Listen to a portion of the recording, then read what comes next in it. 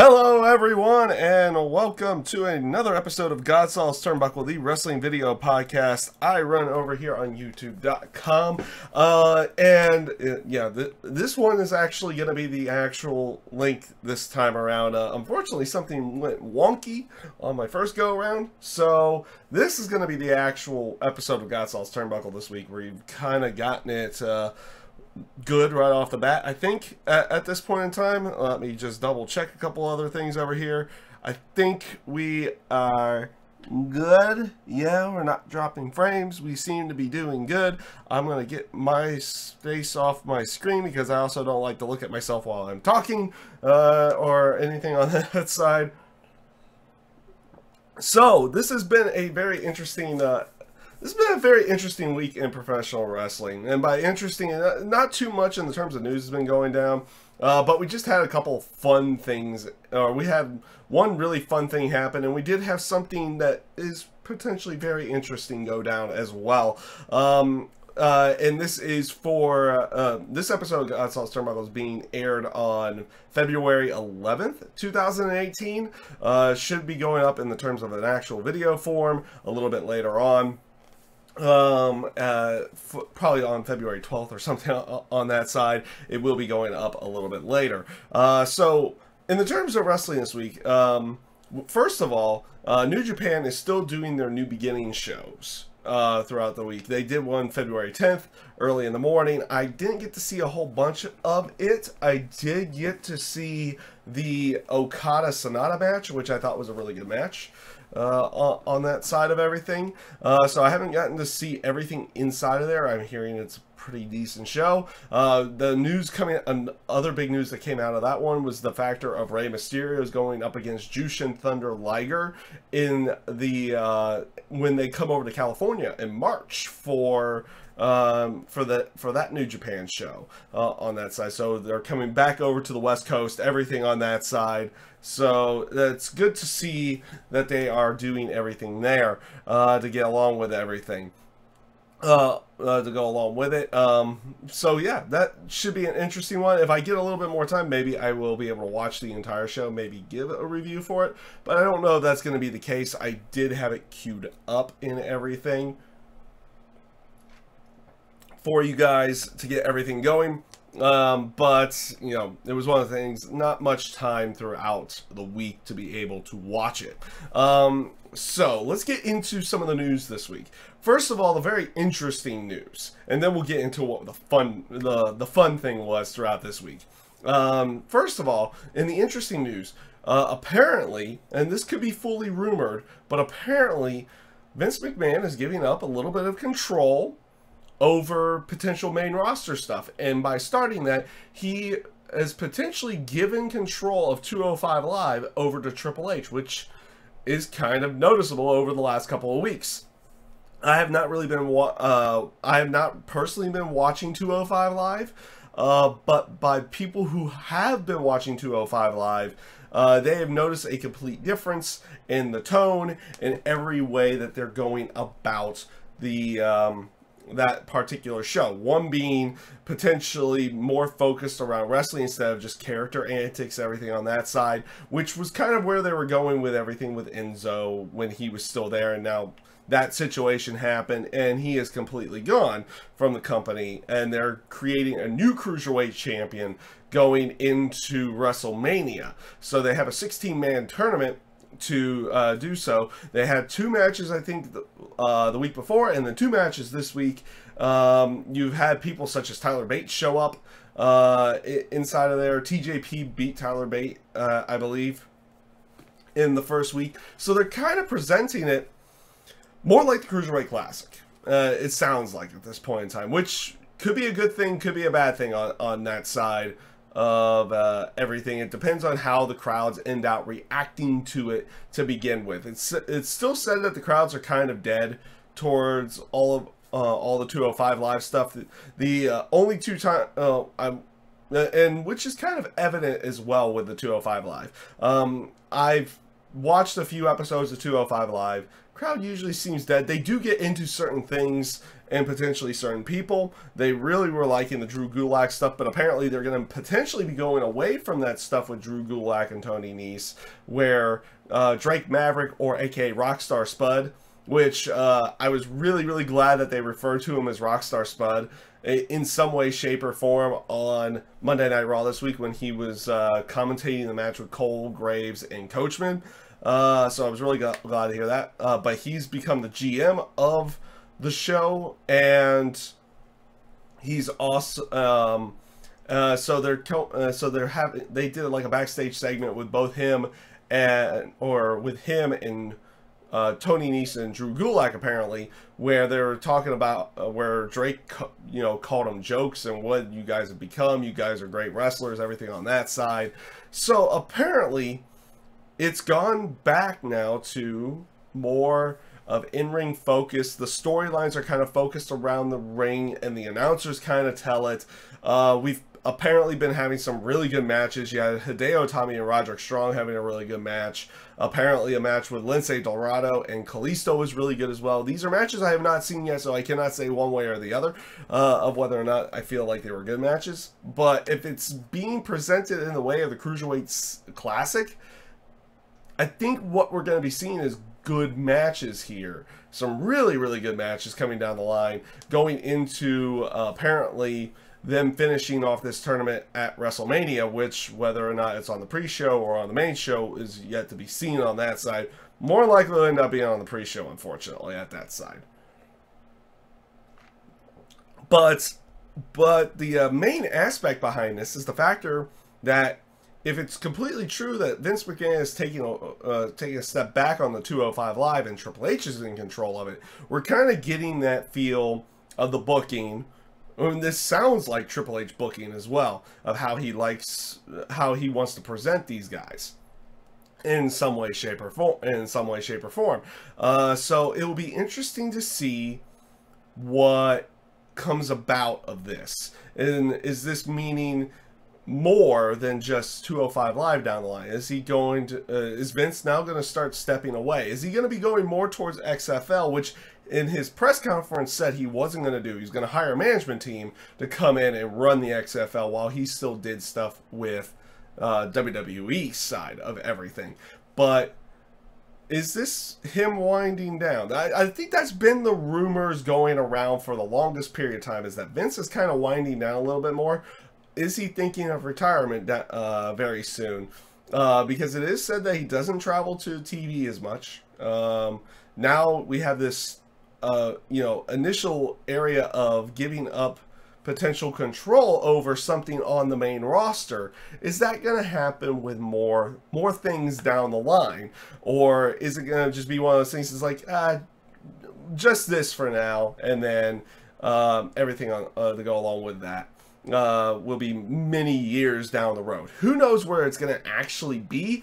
But the thing is that we're seeing a little bit more change. We're seeing a little bit more like different things happening, and it looks like Triple H, in the terms of booking, might be the person who is going to be doing more of the booking down the line here when Vince retires. I don't know if that means he's going to become CEO of the company, or if that's something that's Stephanie going to do when he decides to retire and everything on that side. It'll be interesting to see where that one goes. And that's kind of where we are right now with all this. With this factor of, Vince giving control, which it seems like it really has in the terms of how the last couple of weeks have been booked with 205 Live. Control over to Triple H for the 205 Live and the Cruiserweights. And does that mean more down the line? Does he go to a more XFL side of everything, as that's going to begin ramping up and running in 2020? What does it fully mean? We don't fully know, but we can only kind of speculate. And it leaves us in an interesting spot where you want to, it's like, are we going to see full change within the company here very soon? Even a potential sale of the company as well down the line could be possible if he decides to retire. And doesn't want to give up, or doesn't like ends out giving up full power, but not only with giving up the full power, meaning potentially selling the company to another group or something on that side, which could be a possibility as well. That has been floated around, especially with Fox recently. So that would actually technically make, if they went over to Fox, that would potentially make them a Disney product, which is weird to think about at this point in time.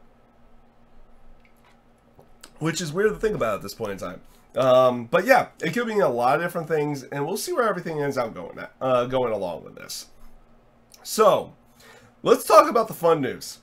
The fun news this week: Booker T and Corey Graves.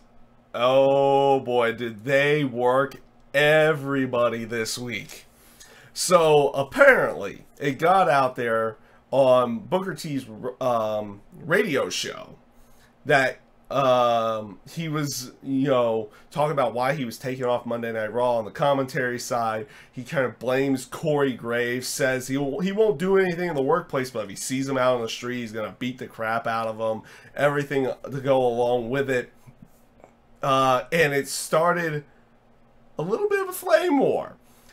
So apparently, it just started off this thing. It's like, oh, is there animosity between Corey Graves and Booker T? And it started all these different news articles about news and people talking about whether or not, like, with what Booker T was saying, it's like, oh, he shouldn't be saying that about a colleague. He should be fired, this, that, or even, heat towards Corey Graves as well, because of people on Booker T's side to go along with it, saying either, hey, he should be the one who's being fired, or Booker T should beat the crap out of him, or anything to go along with it. So Sunday comes around, or Saturday comes around, and Booker T was having another TV show. And you had this exchange throughout the week between Graves and Booker. And so he invites him to come on the TV show, or not the TV show, but the radio show, to clear the air. And lo and behold, they just revealed the entire thing was a work the entire time. And Corey Graves fully explains what was going on. Someone showed him what he had said, had what Booker had said, and it was like, oh, Booker's just working. And he played along with it and had a little bit of fun, even to the point that Michael Cole didn't even really know what was going on, and then even asked what the potential end game was of everything to go along with it. I thought it was great. I thought it was really good stuff on that side of everything. And you had all these different news sites, even Sports Illustrated and a couple other places were fully, committed to what was going on.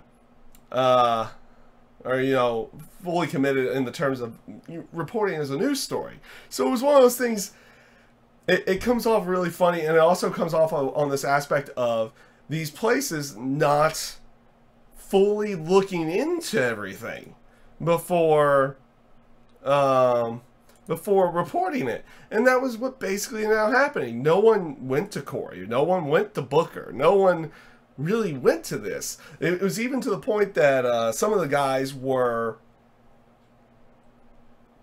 even talking about it backstage. Big E apparently gave Corey Graves a call and was like, hey, what's going on? It's like, oh, Booker's just working. And that's where you get the joke on Smackdown from Big E, like saying, oh, he gives Corey Graves a 6% chance in a street fight thing because he asked him if he could joke about it to go along with it. Good stuff. And guess what, everyone? If you believed it, you got worked. That's what they do in the wrestling industry. They work everybody. And that was good stuff.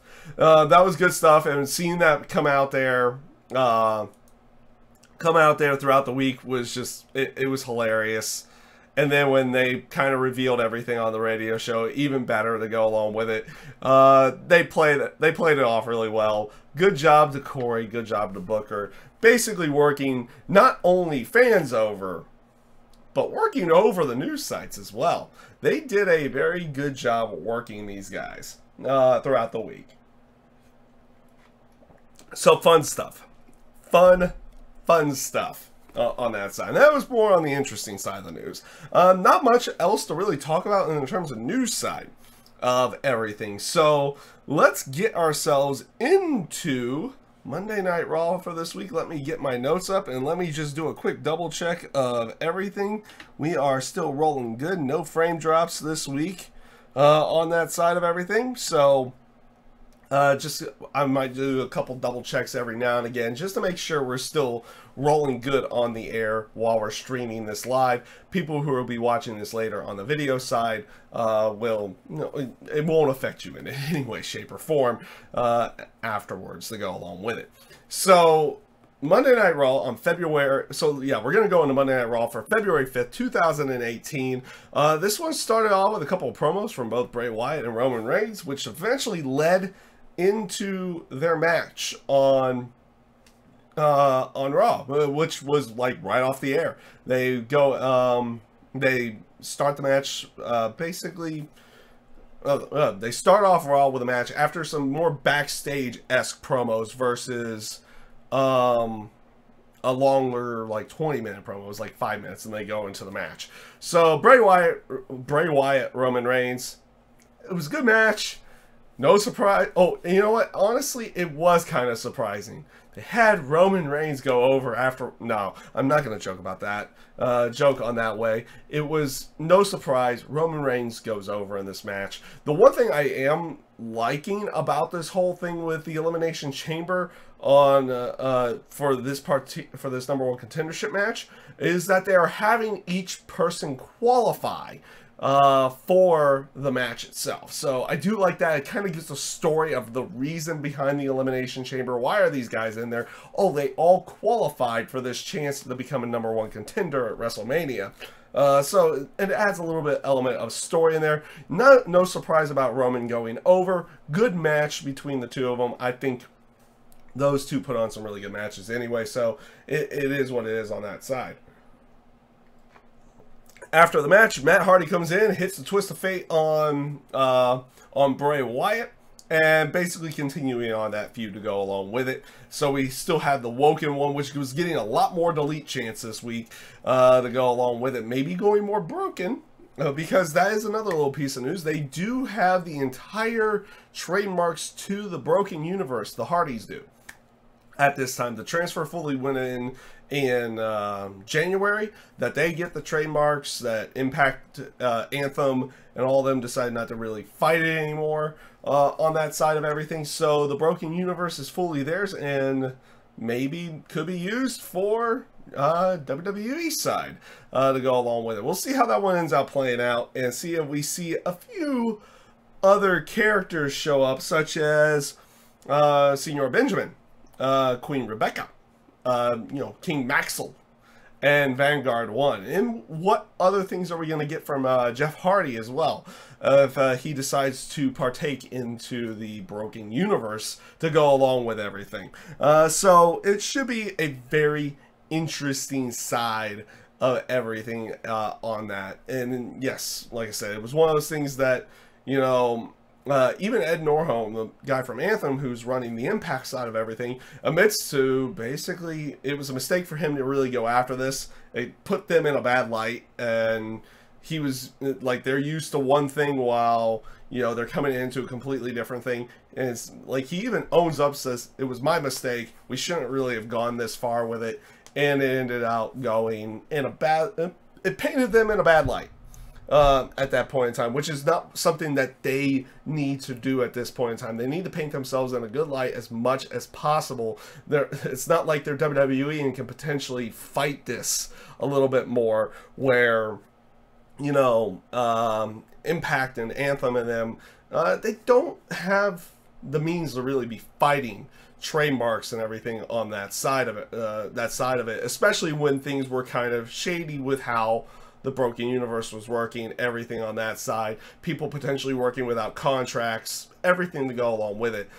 So he owned up to the mistake, so good on him on that one. The Hardys do have that, so we might potentially be seeing the Broken Universe show up into WWE television relatively soon. We'll see if that ends up happening. I did enjoy a lot of the the broken stuff in Impact Wrestling. I hope we get to see a good chunk of it here in WWE on that side of everything. So we'll see how that ends up playing out. So this leads us to a backstage segment with Seth Rollins and Jason Jordan.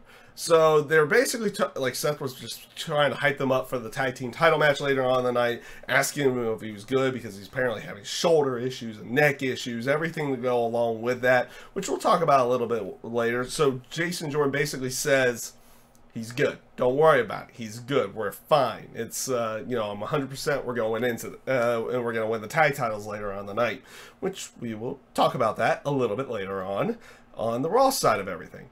Up next, you had what was going to be a match with Dash Wilder and Finn Balor, but it ends up turning into a tag team match when, you know, Dash Wilder and Dash Wilder and Scott Dawson were talking like how we're tag team specialists and we should be just wrestling in tag team matches. So pick one of your guys to be a tag team partner for you. And Finn accepts. He ends up picking Carl Anderson. This was a decent enough match and interesting enough. They have Finn Balor and Carl Anderson go over after a spinebuster into coup de grace combo. So Finn ends up picking up the victory and they beat the tag team specialist. Interesting way of going. I'm not going to go on. I'm not one of those guys who's going to go on this whole aspect that the Revival is going to be buried, everything on that side. They do have a main event level guy with Finn in this particular match. So you typically have them go over. Though it's always interesting is like, oh, they may have, oh, the Batman shows up in here. It's been a while since I've seen him pop into the chat during the live stream portion of this. And it's just interesting enough because they played it off as like Carl Anderson's the guy who usually eats the pins, everything on that side. So you almost thought Revival would pick up the victory over him so they would protect Finn. But they decided to go the other route and have Finn and Anderson win the match. Like I said, I'm not going to be the guy who falls under the aspect of, you know, that the Revival is being buried, anything on that side. I'm just not. I don't think they're going to go that route with them. I think they're just trying to prolong this feud, kind of just checking something over here on my side. And it's like prolonging a little bit longer, everything to go along with that. So we'll see where they go along with everything. So this is where things, we're starting to see some changes within the women's division. And particularly, we're seeing some changes between Sasha and Bayley, and we began to see some more of the changes the week before with Sasha, and now we're seeing a little bit of a different side of Bayley as to go along with it, to go along with this backstage promo that the two of them had. So you had Sasha Banks watching footage from her match with Asuka. Bayley comes in, it's like, you know, you're beating yourself up too much about this. Sasha's basically saying it's like, well, that's the reason why I'm not doing as good as I am right now. I've stopped beating myself up over this stuff. And I need to get back into proper boss mode, which means potential heel turn. So, and she ends out saying that is like, oh, now I have a good idea of how to beat Asuka. And she decides to keep, and Bayley asks, is like, well, any pointers since I'm going to be fighting her tonight? It's like, nope, I'm going to keep my secrets to myself. She tries to play off no offense. It's like, I like how Bayley, instead of just like brushing it off, decides to say, well, a little offense taken. And she even, they go on this aspect of Sasha doubts Bayley's ability to be able to beat Asuka. And then Bayley just fires right back on her. It's like, well, I can beat you. If you think you can beat Asuka, I know I can beat Asuka type bit. I like this promo. We saw a bit of a different fire from Bayley's side, especially in the terms of her promo with Sasha Banks. And you saw a side that was more NXT. We'll leave it at that. We saw a little bit of a side that was more NXT side of Bayley this week versus what we have been seeing since she's been on the main roster. And it came off really good. What were the odds that it wouldn't come off there? It's like they've been doing this thing with Bayley the entire time. with their own little main roster side of everything. And then lo and behold, they do something that's a little bit more what she was in NXT, the good-hearted type person, but has a lot of fire behind everything to go along with it. And lo and behold, it was good. It was one of those bits like, oh wait, this is good. And it wasn't like the normal stuff that we even seen down in NXT. It was just like, you know, her bickering with Sasha to go along with it. So it ended up being a really good promo. I enjoyed this promo, and I like that they're kind of changing up Sasha, and they're changing up Bayley a little bit. Not in the terms of like their full characters, though. This may lead to a heel turn for Sasha, or I guess there's even been rumor that Bayley might turn heel to go along with this. So we'll see how this one ends up playing out. I thought this promo was really good, and it's leading to some kind of program with them. So up next was Cedric Alexander and Mustafa Ali going up against Tony Nese and Drew Gulak. This was a decent enough match. Rockstar Spud, Drake Maverick was on commentary, which they do refer to him as Rockstar Spud at one point, which I personally liked.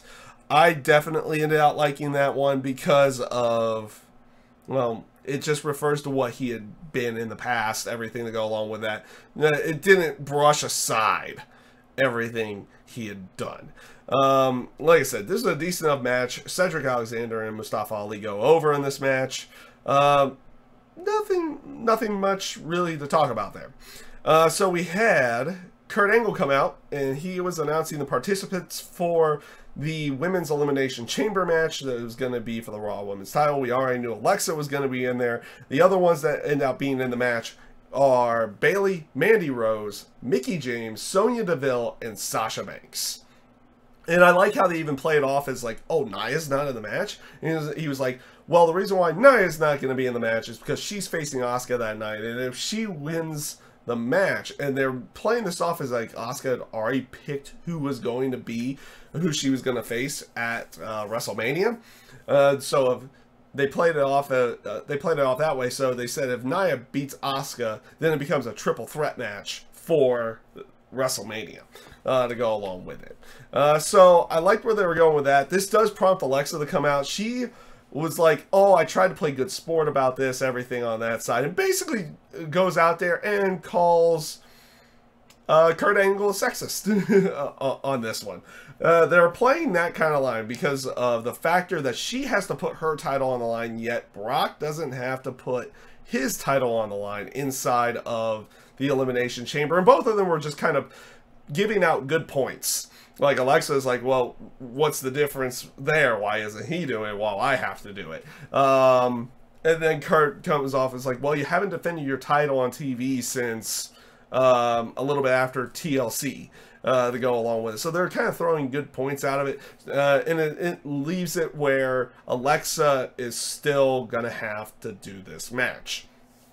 And she's trying to weasel her way out of it. I actually liked where they went with this. They did this bit with Cena doing an iPhone promo where he was kind of walking backwards and walking forwards, and with his promo on his match later on the night, which was going to be a triple threat with Strowman and Elias. And it was a decent enough one. We're seeing more of these iPhone promos recently, and they're not bad. They're not bad. Like I said, it gives a different feel than their traditional promo on that side of everything. So if they mix it up throughout the show, where like some of them are like interview promos, while other ones are in this you know, like hold selfie, hold your selfie and cut a promo this way type thing. I think I'm gonna end up liking that a little bit on that side of everything. So this leads us into Asuka going up against Bayley, and lo and behold, again. Did they tell you know, Asuka, Sasha, Bayley's like, you know what? In the terms of your in-ring, just go out there and do what you were doing in NXT. You guys should be fine. Because we're seeing more and more on a weekly basis, especially from Asuka, and we saw more this week from Bayley. Like, this was a good match. These two went out there and put on a really good match. Bayley was showing more fire inside of the ring where she was kind of at before she had come up. And it came off really good. Of course, Asuka goes over in this match after nailing a rolling cross arm breaker. They even had this had the bit where, you know, Bayley had the Asuka lock scouted, so she got a pinfall attempt out of that. And I thought they did a really good job on this one.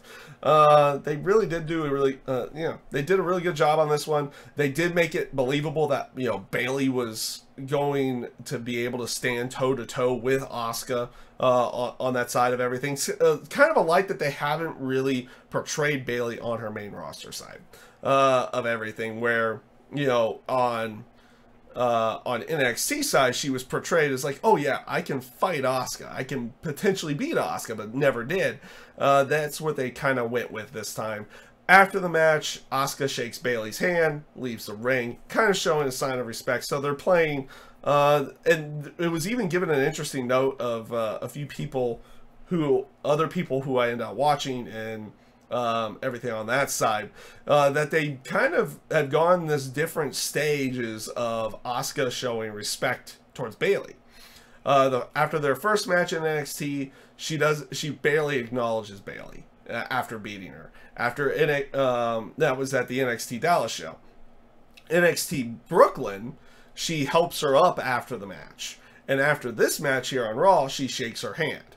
So they're potentially telling some kind of story there, subtle story, if they decide to go anywhere with that, to go along with it. So it should be interesting. It should be interesting on that side. And then right after this, we got another match, actually. Of course, we got a Miz promo before the match to go along with it. But it was Miz going up against Apollo Crews. This was also to find out who was going to the Elimination Chamber on their side. And again, this is one of those things like, you know, Apollo Crews went out there and they put on another really good match. Miz and Apollo Crews put on a really good match this week. You know, Apollo Crews kind of showing more what he can do inside of the ring. Now he's kind of just got to get more of a character behind him. He can't just be good wrestler to go along with it. As much as we would like for just good wrestlers to get over, they do have to have that personality and flair. We see a little bit more of it, like I said last week, with him and Titus Worldwide and everything to go along with that, but it's not fully there. But we're getting to see more and more of what Apollo Crews can do, and guess what? That maybe they're going to go somewhere with this. Of course, in this case, The Miz goes over. The Miz goes over in the match and goes on to Elimination Chamber, which they do announce a little bit later on in the show, which I'll talk about now. They're doing a second chance Fatal 4-Way next week with Finn Balor, Apollo Crews, Bray Wyatt, and Matt Hardy to figure out who's going to be the last spot. Because it was potentially going to be going to Jason Jordan or someone else. And of course, they don't put Kane in there. So they're basically putting losers in there, minus Kane, because Kane got squashed by... Because they're playing off the Kane got squashed by the announced staging from the week before. So they were playing off of that. So we get the Fatal 4-Way. Now, the reason why this is being, because the rumor mill had been that Jason Jordan was going to be in this match. And we'll go ahead and talk about it fully on this one. So basically, we got another backstage segment with Jason Jordan and Seth Rollins. This time he's with Kurt Angle and a trainer. He said he was doing some neck bridges, stretching and everything on that side before the match. Felt a pop, and something was weird with his neck, and the trainer basically takes him out of the match. Seth Rollins kind of looks distraught, like, why? Why is this happening now? This eventually does lead to Roman walking into there. And before we fully go on to the match itself, because we did get a backstage segment, I'll talk about this now. So basically, after Raw, Jason Jordan went home and had neck surgery. Apparently it wasn't anything crazy evasive. There have been rumors that he had a really bad neck injury for a little while, and but they're saying it wasn't a super invasive neck surgery in the end. So Hopefully he's not out for that long, but here's the thing. It is the neck. And hopefully it's not one of those situations where he just rushes himself back in as quickly as possible. You know, he should take his time. He should definitely take his time because, as we have seen with neck injuries recently, especially with Paige and the Nikki Bella side, is that like one thing could just potentially happen, and bad things can really go down. So that's one of those things. It's like I know he's been kind of on fire with his heel antics, everything on that side, that babyface / heelish antics that he had been doing, but it's one of those things is like, don't rush yourself back because, even though you have this as a career and you need to make your money, you also got to think about down the road to go along with everything. And we don't want to, I think as fans, we don't want to see these guys become crippled and everything to go along with that. So after all this, Roman does walk into the picture. I like how they play this one off. Seth just looks at Roman. Then he looks at Kurt, and then he looks at Roman. And it's like, he just looks at Kurt, nods, and then Kurt nods, and we have our tag team title match. So it was Seth Rollins and Cesaro, or Seth Rollins and Roman Reigns going up against Sheamus and Cesaro for the tag team titles. Of course, Seth Rollins, Cesaro and Sheamus were not happy. Roman's in the match now. Roman's pulling double duty. This was a really good match between both teams. Kind of standard fare for what you kind of expect from all of these guys. Jason Jordan does come out during this match, and as the referee wasn't looking, he trips up one of them, doing some kind of heelish stuff to go along with it. But then eventually Cesaro and Sheamus go to leave, and Jason, the ref stopping Seth Rollins and Roman Reigns from getting out of the ring to get them back in, and then Jordan gets in their way. They go to attack Jordan. He blocks the punch and punches both of them. The ref sees it, calls for the DQ. Of course, Roman and Seth are not happy. And honestly, I thought it was some good storytelling. Again, if Jason Jordan's not going to be out too long with this, even though it was a neck surgery that was going down, I think they're continuing on with the story with him and Seth Rollins at this point in time. But again, it's one of those things. I hope he doesn't rush himself back in. That's just the thing that kind of worries me a little bit, is that he'll just rush himself back in. But it did lead to another backstage segment with Jordan and Rollins. Rollins is lambasting, completely tearing into Jason Jordan, calling him an SOB, calling him selfish, everything on that side. And eventually Kurt gets Seth to leave, and he goes into Jason Jordan, tells him to leave and go home and don't come back till you're medically clear. Which kind of was ringing true of what was going on with him, is that he was going to go into surgery the next day. So some interesting stuff, and it looks like they're leading into something with Jason Jordan and Seth Rollins, and hopefully they'll be able to do that relatively soon. And again, hopefully Jason Jordan's not going to be out for too terribly long. Hopefully he's able to just rehab and get himself better. After having the surgery, is they said it was non-invasive. They didn't say it was one of those things that's oh, he's going to be gone for a year. He could be gone just a couple months. We don't know at this point in time. But again, it's also don't rush yourself back, Jason Jordan, just for the sake of doing it. Make sure you're 100%. That's on that side of speaking, that you don't want to see a guy come back too soon, especially after a neck injury, some kind of neck injury, to go along with it. So this leads into the final segments of the night, which were pretty much matches. So you had Nia Jax destroy Vanessa Floyd in a quick squash match. Nia Jax kind of just goes over, looks good in the match. Next after that, you had Sonya Deville going up against Mickie James. Mickie James won this match, and this was a very interesting match because they just basically had them kind of fighting the entire time. Like, Mickie James was more in brawl mode than she was in wrestling mode.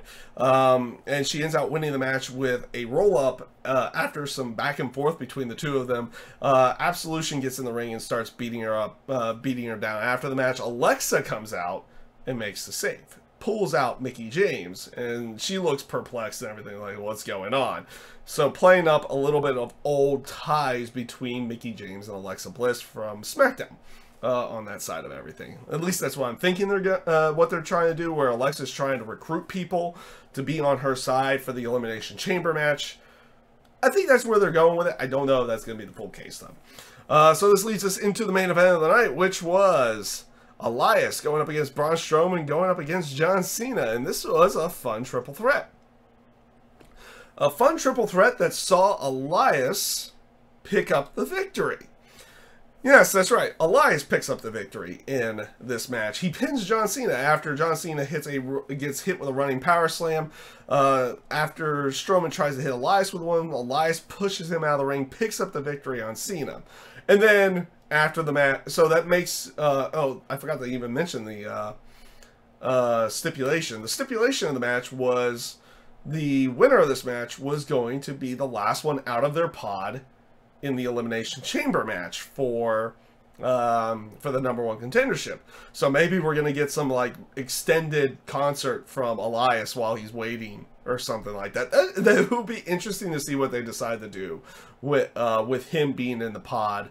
And does he just, like, continually play, like, Jailhouse Rock type stuff or something as he's locked in the pod? They could play it off. And then after the match, you basically have Braun destroys everything. And by destroys everything, Cena and Elias eat multiple power slams. And they even, a lot of people do joke that, you know, Cena was kind of loudly saying, slow yourself down, everything on that side to Braun. Guy speaks very loudly when he's calling out spots. We've known this for quite some time with Cena.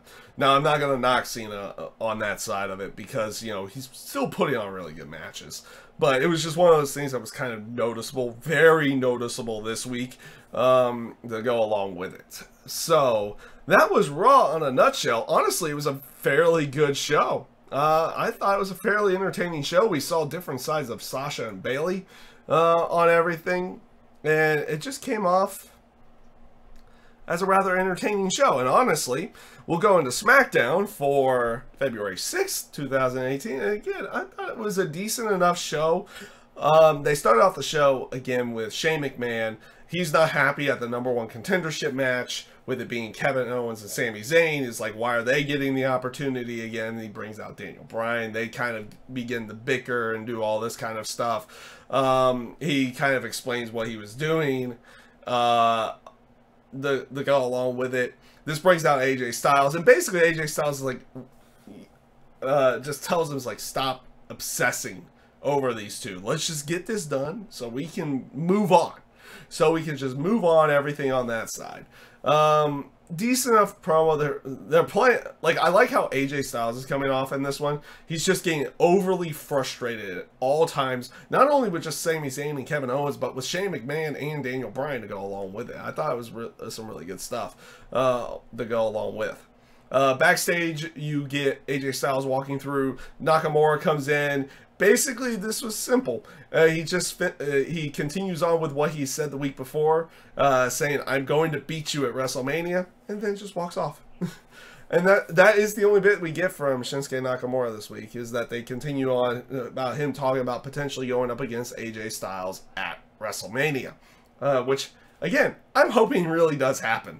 I want to see that match really badly again. I mean, I can watch it on New Japan World with their first match, but I want to see it happen at WrestleMania, allowing these two to potentially go out there and just tear the house down. Just let them go do their thing on that side of everything. Up next, we have Liv Morgan going up against Charlotte. This is a decent enough match. Charlotte goes over in the match, beating Liv Morgan with a figure 8. It seems like they're continuing on a full feud with Charlotte and the Riot Squad, where she basically she goes to the announcers backstage with, or not backstage, but over to the announce table, says 1 down, 2 to go. So it looks like she's going to be facing all the Riot Squad on that side. Like I said, decent enough match. Nothing really crazy to write home about, though. Kevin Owens has an interview backstage, basically on his match with Sami Zayn. Renee asked a question about, how would it feel like potentially losing to Sami Zayn, and then Owens reverses the entire thing to go along with it. I thought it was a pretty good promo from Kevin Owens, showing some more tension between Sami Zayn and Kevin Owens to go along with it. And we do see a Zayn interview a little bit later on, which I'll talk about to go along with that. Up next, you had not the Usos, but you had the Bludgeon Brothers going up against some locals. I don't think they gave them the names. Bludgeon Brothers, of course, go over in a squash match. This does lead as they're, kind of going to leave. The Usos come out, so we get another stare down between the Usos and the Bludgeon Brothers. So it looks like that's where they're going with everything on this side of it. Up next after that, though, the Usos had an in-ring promo basically explaining their mindset, saying that the Uso Penitentiary was a full-on mindset. It's not like a physical thing. To go along with that, I think even Jey Uso explains he knows the difference between that and the real to go along with it, which is playing up to the whole DUI thing to go along with it. But this was a fantastic promo, but from the Usos, I explaining, giving you more story of what the whole thing they've been saying, this whole thing about the Uso Penitentiary, everything on that side, and they give a full-on explanation of it's a mindset, everything on that side. They even make mention to their old gimmicks of chanting and being in rainbow colors and face paint, coming back down to where they're in full-on jeans and black and white, everything to go along with it. I thought this was a really good promo and a really good way of fully explaining the Usos to go along with it, as I'm quickly checking everything on my side again. And it was a fantastic promo. And it'll be interesting to see how everything plays off of that to go along with it, with them probably going up against the Bludgeon Brothers next. It definitely seems like that's the route they're going. So up next, Daniel Bryan introduces the Smackdown Top 10 List. So, and they gave us parameters last week that the superstars are the one voting on this. It has nothing to do with Daniel Bryan and Shane McMahon. They can't vote for themselves, everything on that side. So here's the list in a nutshell. They had number 10 being Ty Dillinger. They're playing up that joke a lot, aren't they? With the 10 on that side. At 9, which was probably the interesting one, the playoff of it, was that Randy Orton was there. So at 9, Randy Orton. Most of these names on the list you kind of expected. At 8, they had Becky Lynch. At 7, they had the Usos. At 6, they had the New Day. At 5, they had Bobby Roode. At 4, they had Naomi. 3, they had Shinsuke Nakamura. 2 was Charlotte. And 1 was AJ Styles. Wow, this was one of those things oh, we thought this was supposed to be a top 10 list to see who starts getting opportunities, and they had all the champions in there. So it kind of almost defeats the purpose. We'll see where they go with this. We'll see where they go with this one. But with the first one going out there, is okay, why are they doing this again? Because this is kind of what you exactly expected. You almost want this list to kind of go off the rails other ways to see who's potentially going to get opportunities down the line. Maybe that's something that they are going to do to go along with it. So we'll see how that ends up going. Up next, you had the New Day. Basically, they were showing them backstage, kind of talking about their placement being 6. And I like how they start going into Kofi's accomplishments of, winning the Intercontinental title, having 7 different tag team championship reigns, and being U.S. champion, saying that this year he's going to win the WWE title. And then you have Kofi going, and they're just doing group and buddy stuff, and they start shoving pancakes into Kofi's face. You had a couple segments where, and this is where you got the joke as well about, Big E saying that Corey Graves only had like a 6% chance in a street fight to go along with it. So some decent stuff. They basically answered questions backstage a little bit later on. And yeah, it was a couple decent enough segments.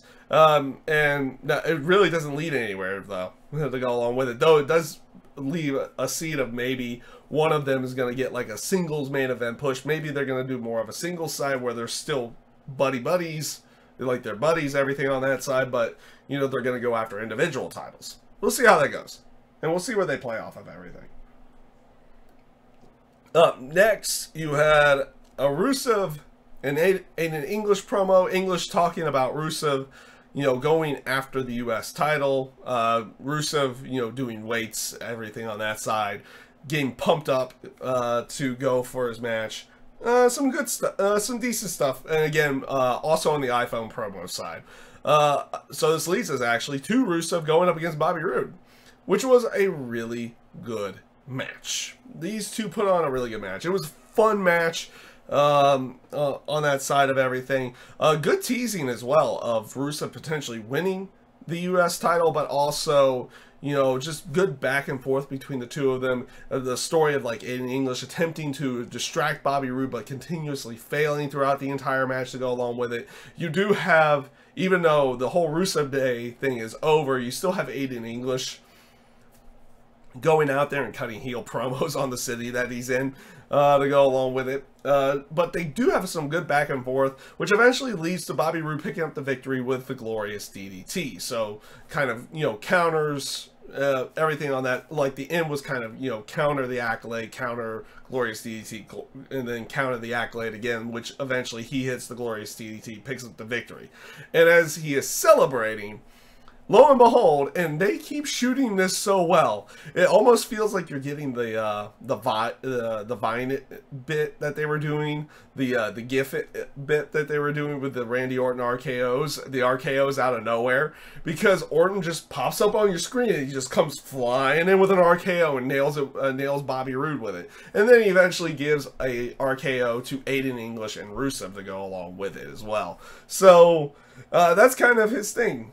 Couple years too late on that one though, that Orton is basically doing RKOs out of nowhere. They should have been doing this much sooner to go along with that. Some good stuff though. Up next you had a Gable and Benjamin promo, basically running down the Ascension and Breezango. They also have like Breezango's fashion files bulletin board of everybody's pictures. They chuck it over everything on that side, saying that we're sick and tired of jokes. We're gonna bring, you know, legitimacy back into tag team wrestling.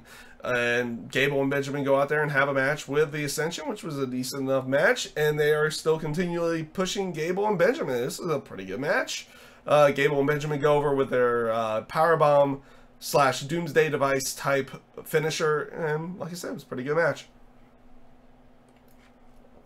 So this leads to a Sami Zayn promo backstage, or interview backstage at the gorilla position, and I like where they went with Sami Zayn on this one. Sami Zayn plays this off as like it's about opportunity. He wants this shot. Like he wants to be good friends with Kevin Owens, but he recognizes that he is in the shadow of Kevin Owens. He wants to step out of that shadow.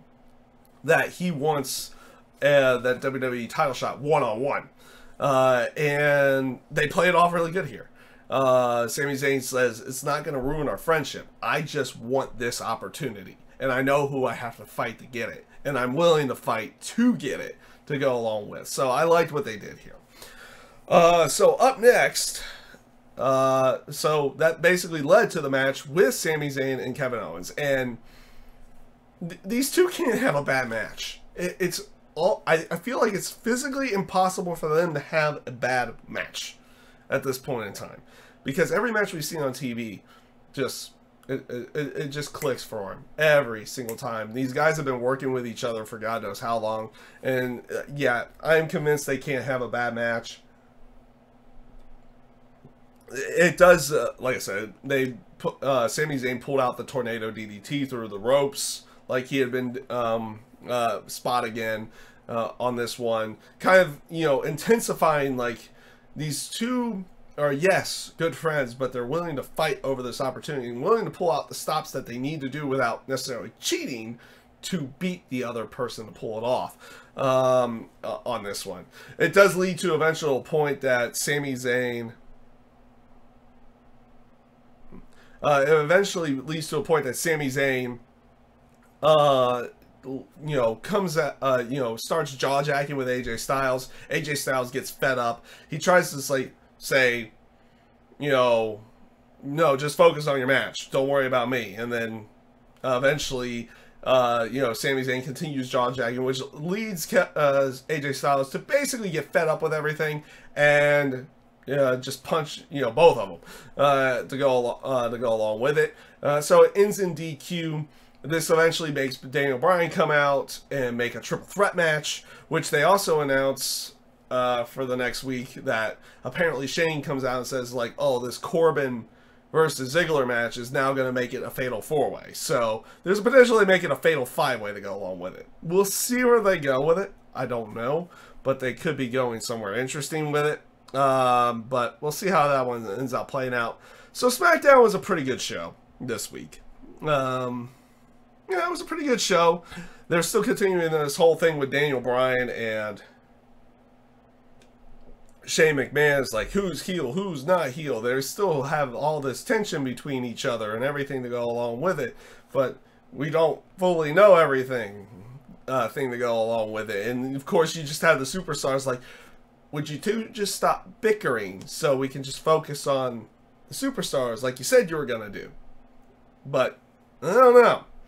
But I thought it was a decent enough SmackDown. So the Mixed Match Challenge, they had week 4 this week, with Jimmy Uso and Naomi going up against Goldust and Mandy Rose, and this was a fun match. This was more of a comedy match than anything, but it was still a rather fun match on that side. Like, you have this whole bit where, you know, they had people on Facebook vote for who's going to be the general, or not which general manager was going to be the special guest ref. It ends up being Daniel Bryan. You have this bit where, what was it? Goldust and Mandy Rose say is like, oh, this is how a team, you know, this is how a team works together. And it's like he kisses her hand, and then Jimmy kisses Naomi's hand, and there was a hug, and then Naomi and Jimmy Uso, you know, being husband and wife, they end up kissing. And it's like, as soon as Goldust goes for a kiss to Mandy Rose, then they do a roll up, everything to go along with that. You had some good comedy spots in here, but also some good teases as well throughout the match, for like pinfalls, everything to go on that side. Jimmy Uso and Naomi go over in the end, which is what I thought was a fun match. I did not get to watch it live this week, so I don't know what the actual numbers were in the terms of viewership, but we'll see how it is. Like, I'm liking the Mixed Match Challenge. The only reason why I'm liking the Mixed Match Challenge, though, is because you can tell it's non-canon and that they're just going out there and having fun with it. At this point in time, you could tell they're just having a lot more fun with this. And next week, and this ends with Rusev and Lana coming out afterwards, where Rusev starts singing a song going like, Lana is the best, Lana's #1, and the crowd starts getting into it as well. And they're going up against Elias and Bailey next week. So they're playing, obviously they're playing off as Rusev and Lana, you know, husband and wife, real life on that one. You know, they're working together, everything on that side, and Elias and Bailey are not on the same page, basically, in like all of their promos to go along with it. So we'll see how they play off that one, and play off going into everything next week on that match. But I'm liking the Mixed Match Challenge, mostly because you can tell it's non-canon. They're just having fun with this in every way. So let's go into NXT for February 7th, 2018. Not 17, 18. I've been saying 2018 all show. All of a sudden I decided to go 2017. I don't know. So it starts off with what was going to be Kyle O'Reilly and Bobby Fish going up against Sanity for the tag team titles. Sanity attacks all members of the Undisputed Era before the match. They just brawl for a bit, which brings out Regal, who is having enough of it. And instead of, getting rid of Adam Cole and Killian Dane, he makes a 6-man tornado tag. So we don't get that tag team title match. We're going to get a 6-man later on in the show. So interesting note on that one. They play it off as to end the chaos, we must have the chaos, or something to go along with it. But you still haven't fully done the tag team title situation either, because Sanity still gets a tag team title shot somewhere down the road. At least you would expect it to be that way. Up next, though, was Heavy Machinery going up against Tino Sabbatelli and Riddick Moss. This was a decent enough match, and they were building up tension without really setting up tension between Riddick Moss and Tino Sabbatelli.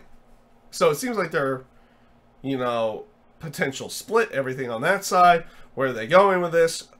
Who knows? On that one, you didn't really see any kind of a tension build. We'll see if there's like more videos coming down the line between them. But Heavy Machinery eventually picks up the victory over Moss and Sabbatelli, as Moss kind of just stares down Sabbatelli at the end. Like they were doing like strange harder tags, like these two aren't going to be working together type tags, where there's like, oh, instead of tagging the hand, they slap the chest or slap the back or something like that. It was interesting because, like, where was the setup for this? It didn't seem like it was even there. So, yeah, interesting enough on that one. So we'll see where they go with it.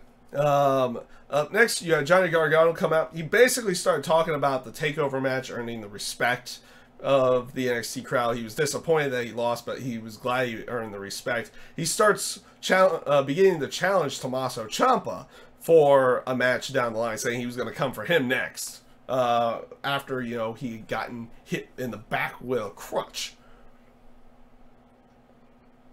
But this also led Selena Vega and Andrade Cien Almas to come out. Vega starts running down Johnny Gargano, everything on that side. This does prompt Candice LeRae to come out. They start a quick brawl. And you have Vega basically coming out and saying that, it's like, what do we got to do to get rid of you? And Gargano's like, well, give me another shot at that title. And then Vega's like, okay, we'll give you a shot at the title as long as you put your career on the line. Of course, babyface accepts. Because that's smart. You're 0 for 3 on this guy, and you accept a career match to go along with it. So basically goes off and like makes it feel like, oh, he might win this time or something like that. Or they could be doing something else with it as well. We'll see where they go with this one. I'm not really going to give out spoilers on any of this stuff, but they could go down some different routes on this one. And we'll see how they play off of it. And I don't know when the match is actually going to air, though. I don't think it airs next week. It might be the week after. I'm not sure. Up next, you had a Shayna Baszler promo, or Baszler promo. It's Baszler, not Baszler. I think it's Baszler. And she basically says Ember Moon is not a real champion. She's scared of her. She won't give her another shot, anything like that. She escaped with the title at NXT TakeOver. And then promptly afterwards, as they do announce, it's like, oh, Ember Moon versus Shayna Baszler next week. So Ember Moon accepts, and it's going to be next week with them two having a match. So we'll see how that one plays out as well. The match at NXT TakeOver was fun. We'll see how that one ends up going. Up next, you had a Tyler Bate promo. Basically saying he was saying it almost unconvincingly, like how he was disappointed at the factor of, losing to Roderick Strong and losing to TJP, but he's also looking forward to the year because things are going to end up changing or something on that side. It was an okay promo, but it also seemed like he was not fully into it as well, to go along with that. Up next was Bianca Belair going up against Jessie Hills. And this was pretty much just a squash match. This was to show off Bianca Belair's power throughout this entire match. And that was basically what it was. Like, she did a torture rack and then does the alley-oop, and that was basically it. It was a torture rack almost into like a Bernie Hammer AA combination to go along with it. It was some impressive stuff. They did not use the hair whip this week to go along with it, which I'm actually kind of glad they don't use that every single week, because it, you know, that they could overplay that by doing it that way. So they save it for some situations, but not this one. Really quick squash match, basically to show off Bianca Belair's power. She's looking really good. She's looking really good in the ring. Apparently she's not even really been doing this for all that long either. So she definitely has a lot of potential down the line.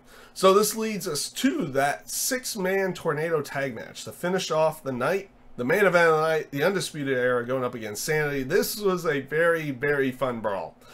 They brawl all over the arena. They said, you know, must be a winner, no DQs. And they kind of just brawl throughout the entire arena. Killian Dane kind of gets a good showcase to go along with this in this match. He does the senton dropkick combination. And eventually picks up the victory with the one-winged angel, or the, I think they call it the Anster's plantation. I forget. I know it ends with plantation. I'm not sure how it actually is fully said. But they were also doing some good storytelling in this match with the Undisputed Era. Like how Undisputed Era was very, very desperate in every way to try to finish off Sanity throughout this entire match, but they couldn't put them away.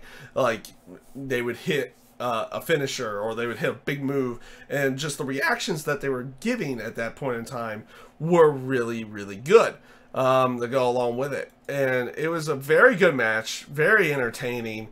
Sanity eventually goes over in the end with Killian Dane's one-winged angel. I'll call it the one-winged angel because it is Kenny Omega's move.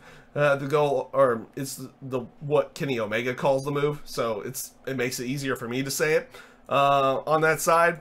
But very good match and a rather good NXT. So it was one of those bits. Like there was a couple of like moments in there, and like you were kind of questioning like the whole thing with Sabatelli and Riddick Moss. I'm not 100% certain on that one right now.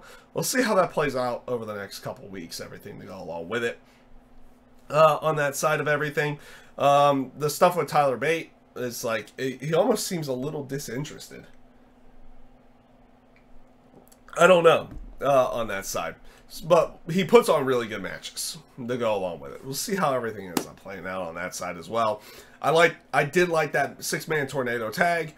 We're looking forward to another Andrade Cien Almas and Johnny Gargano match here in the very near future.